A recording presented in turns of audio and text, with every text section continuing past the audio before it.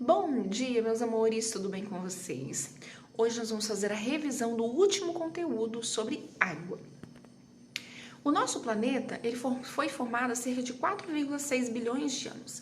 E eu falei desde que surgiu, então, quando começou a formação da água, nós mantemos a mesma quantidade de água no planeta, ou seja, não houve uma mudança dessa quantidade de água no nosso planeta.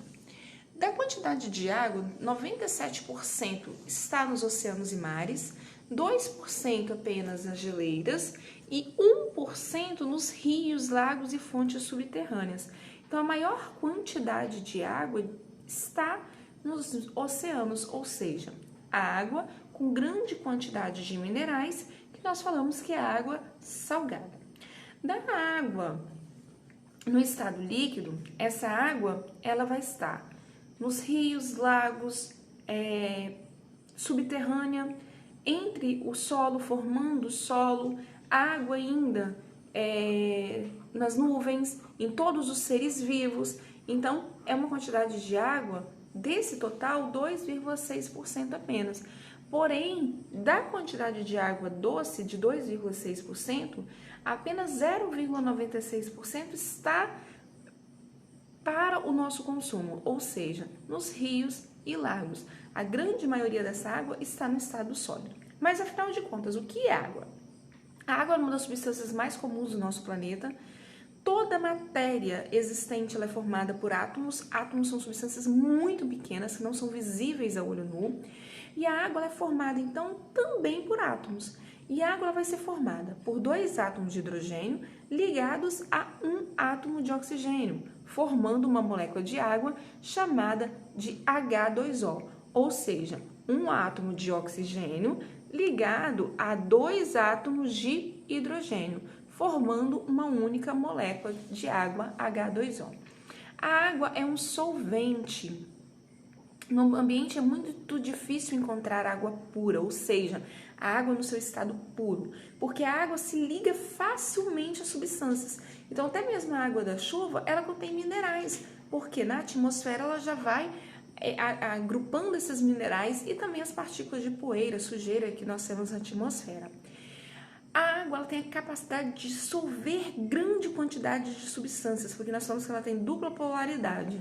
Sendo assim, ela é considerada solvente universal. Se percebermos uma água com cheiro ou sabor ou cor, essa água ela não está pura, ela é uma solução. O que quer dizer isso? Ela está misturada com alguma outra substância, que nós damos o nome de soluto. Então, toda solução ela é formada por um solvente, que é a água, e um soluto dissolvidos, formando uma solução. E aí nós temos a água potável. O que é considerado água potável? A água potável é aquela considerada própria para o consumo, ou seja, incolor, inodora, insípida, não tem cor, não tem sabor, não tem cheiro. É uma água que contém minerais necessários para o nosso desenvolvimento. E ela também está livre de micro-organismos causadores de doença. A água potável no planeta é uma quantidade muito pequena.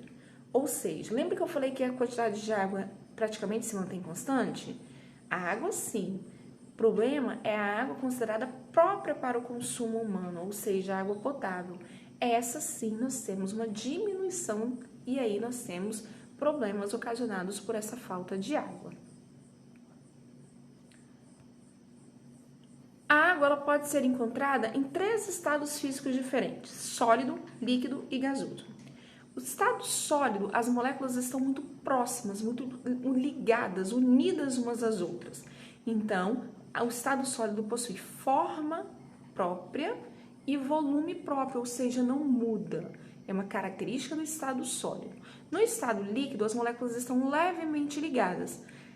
Dessa forma, a forma que ela apresenta é de acordo com o recipiente e o volume é próprio, é constante. Já no estado gasoso, as moléculas estão muito afastadas umas das outras. Sendo assim, não tem nem forma e nem volume. E na natureza, nós temos a mudança de estado físico. Ou seja, a água ela pode passar de um estado para o outro. Quais são as principais mudanças de estado físico que nós temos?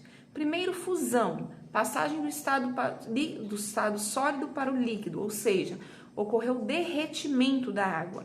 Então, ela passou do estado sólido para o líquido, chamamos esse fenômeno de fusão. Exemplo, gelo derreteu. Do líquido para o gasoso. Do líquido para o gasoso, é um fenômeno chamado de vaporização. A vaporização pode se dar de duas formas. Com aumento de temperatura, chamamos esse fenômeno de ebulição. Exemplo, água fervendo para fazer café. E a vaporização como evaporação, ou seja, ocorre a qualquer temperatura. Exemplo, roupa no varal secando. Então, aí nós falamos que ocorreu a evaporação da água da roupa. Do gasoso para o líquido, ocorre o que nós chamamos de condensação ou liquefação. Exemplo, gotículas de água na tampa da panela. Ou quando nós tomamos um banho e aí a água, nós temos o vidro embaça totalmente. Esse fenômeno é chamado de condensação ou liquefação. Do líquido para o sólido, esse processo é chamado de solidificação. Exemplo, suco de uva no congelador. E aí vai ocorrer a solidificação da água, passagem do estado líquido para o estado sólido. Já a passagem direto do estado sólido para o gasoso e do gasoso para o sólido, esse fenômeno é chamado de sublimação ou ressublimação. Exemplo, gelo seco, a passagem direta do estado sólido para o gasoso. Outro exemplo, nós temos a naftalina, as pedras de naftalina, quando somem, desaparecem, ela passa direto do estado sólido para o estado gasoso. Então, a mudança de estado ocorre naturalmente no ambiente. Do sólido para o líquido, fusão, exemplo, as geleiras derretendo, e aquela água vai escoar pelos os rios até chegar no mar. Do líquido para o gasoso, evaporação da água do mar. Do gasoso para o líquido, condensação, formação de nuvens. Do líquido para o sólido, quando ocorre a precipitação em regiões muito frias, e aí nós temos em forma de gelo, neve. Aí nós temos esse processo. Então, a mudança de estado físico da água é muito comum no ambiente. Vamos para o segundo vídeo, que nós vamos falar depois sobre as misturas, separação de misturas e o ciclo da água. Até o próximo vídeo. Tchauzinho, até mais. Assistam, hein?